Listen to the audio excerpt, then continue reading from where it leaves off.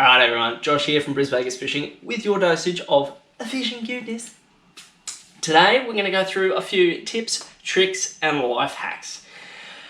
It's been a bit of a slow week's fishing, I'm not going to lie. You're probably expecting that because I'm doing this video, blah blah blah. But you know, we're going to go through, we're going to do some tips, tricks, life hacks. I'm sure there's going to be some that you guys have all seen before. There's probably some that you may not have. There's definitely one in there that I reckon you'll love, that it's so simple that you probably wouldn't think about it. Who knows?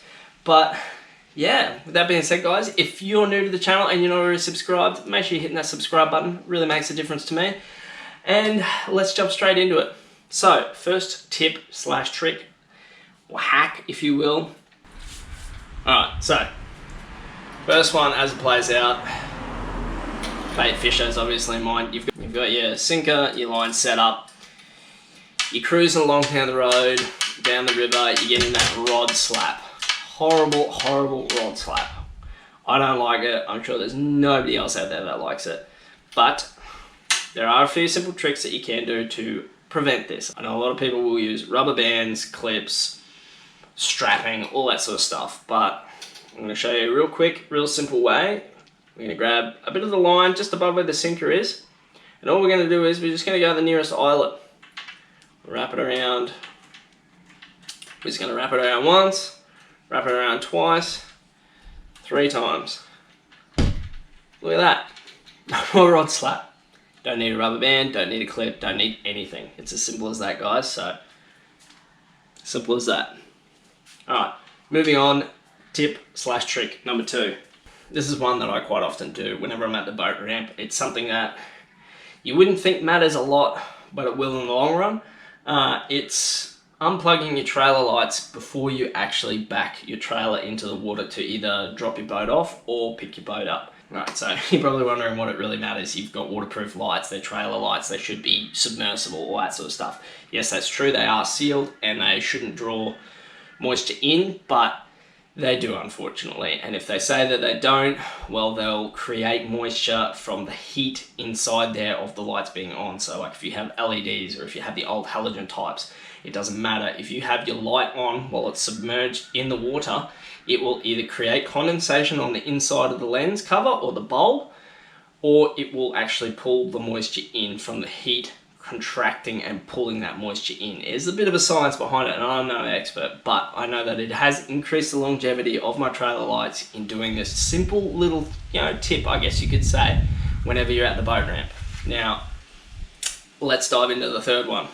Alright, third tip, using dielectric grease. Dielectric grease, little tube of grease, it's an electrical grease, so it's not like, horrible normal sort of grease like you would think, but it works for preventing corrosion build-up on your electronic components. So now I use this in a couple of different applications. For example, the back of my sounder, where the socket goes into it, I'll use dielectric grease on that to prevent a bit of corrosion, because the power socket on there can sometimes draw a bit of moisture and it will corrode, or has a tendency to corrode on the positive terminal. Another example, or another point where I use it quite frequently and heavy amounts of it, is around my electric motor, where my Anderson plug connector is. So you've got a positive and a negative. I put it across both just because if you've got your plug mounted in a point or a position where you've got a fair bit of moisture, you're going to end up with green death. Now, it's heavy amount of corrosion build up from the positive and the negative terminal slightly earthing out. It will deteriorate and create a fair heavy amount of corrosion. You're going to, your battery won't last as long, your electric motor might not last as long, you're going to have to recut your wires, redo your connections.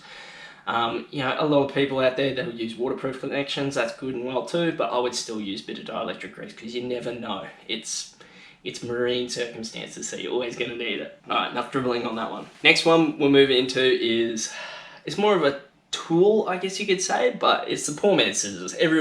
Surely everyone would know this by now, but the old toenail clippers, fingernail clippers, excellent line cutters. I use these all the time for just braid, line. If my fingernails are getting a little bit long or my toenails are getting long, they're a great tool. You can't go past them, and like $3 or something like that, or if not cheaper. Like, I don't even think I've really paid for them. I just pinch them off the missus. So, I mean, inadvertently, yes, I probably have paid for them, but yeah. Alright, so the next one is simple tackle storage. You've got your Sistema tackle Tupperware containers. Everyone probably uses these. I use them quite frequently. They go on sale from time to time from Coles for about $5 a container. Dog barking in the background is really annoying. Shut up! Shut up! Shut up! Shut up! But yeah, you can use $5 each. I put all my soft plastics in these. It keeps them pretty well out of the weather most of the time. Sometimes the Berkeley scented ones, they always seem to like leak, which is really frustrating. But yeah, great little tip. And I just put them in my blue tub that I have on the boat. You've probably seen it in the videos and that I've done before. But yeah, let's move on to the next one.